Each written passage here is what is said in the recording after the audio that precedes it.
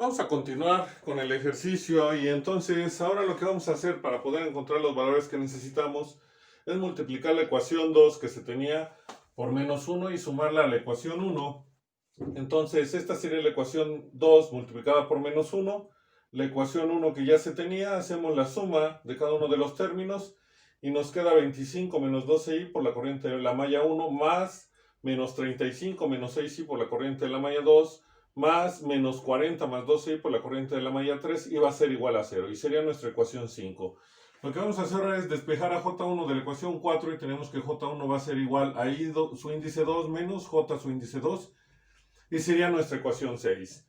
Con ese dato lo que vamos a hacer ahora es sustituir a la ecuación 6 en las ecuaciones 3 y 5 y entonces después de realizar operaciones y sustitución tenemos que nos va a quedar dos ecuaciones en las cuales nos queda 42 menos 12i por la corriente de la malla 2 más 40 menos 12i por la corriente de la malla 3 y es igual a 10 menos 12i por i su índice 2. La ecuación 2 nos quedaría menos 60 más 6i por la corriente de la malla 2 más menos 40 más 12i por la corriente de la malla 3 y es igual a menos 25 más 12i por la corriente 2. Aquí tenemos ya dos ecuaciones con dos variables, entonces ya podemos calcularla y como necesitamos a las corrientes de las mallas, entonces vamos a calcular la corriente de la malla 2, aquí hay, entonces sería la corriente de la malla 2.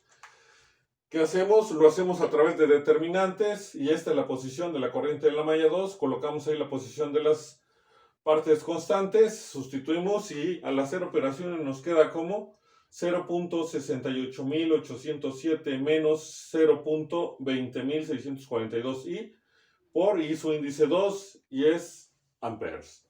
La corriente de la malla 3 vamos a seguir utilizando determinantes. Ahora vamos a sustituir la posición de los coeficientes de la que están en la corriente de la malla 3 por las constantes que tenemos al extremo derecho. Hacemos operaciones y nos queda menos 0.37614 todo por I su índice 2 y son amperes.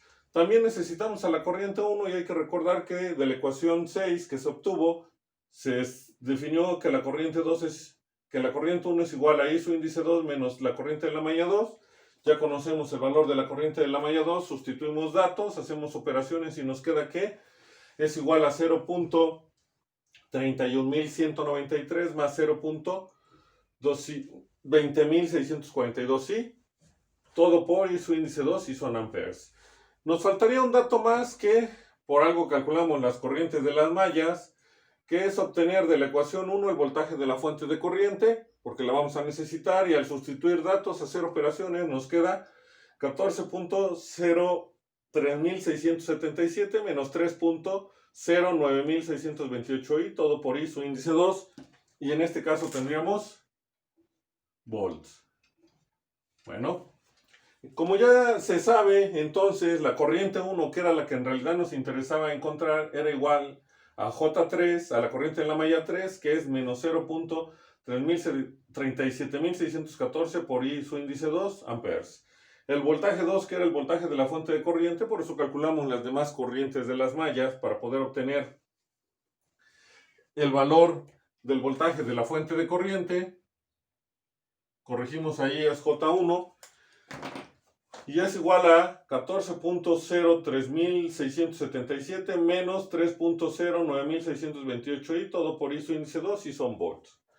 Por lo tanto, ya podemos encontrar los parámetros G12, que es una ganancia inversa en corriente, y G22, que es la impedancia de salida con las terminales de entrada en corto. Y entonces, ¿qué vamos a tener? Que G12, sustituimos datos, y 1, que ya sabemos que es menos 0.37614 por I2, todo entre I2 se simplifican estas variables o se eliminan y nos queda menos 0.37614. ¿Es un factor de multiplicación o es un número dimensional porque es corriente sobre corriente? Mientras que G22, que es voltaje sobre corriente, hay que recordar que siempre que se tenga un cociente en el cual esté el voltaje entre la corriente, lo que vamos a obtener es una impedancia. Y entonces, en este caso, el voltaje 2 que ya conocemos, que es 14.03677 menos 3.09628i, todo por I su índice 2, entre I su índice 2, De nuevo, esta variable se elimina o se simplifica y nos queda nada más 14.03677 menos 3.09628i y son ohms, porque es una impedancia. Y se puede ver con los parámetros que siempre G12 es igual a menos G21 o en su caso G21 va a ser igual a menos G12 según el parámetro que obtengamos primero. Y con esto estaríamos terminando la obtención de los parámetros G del circuito.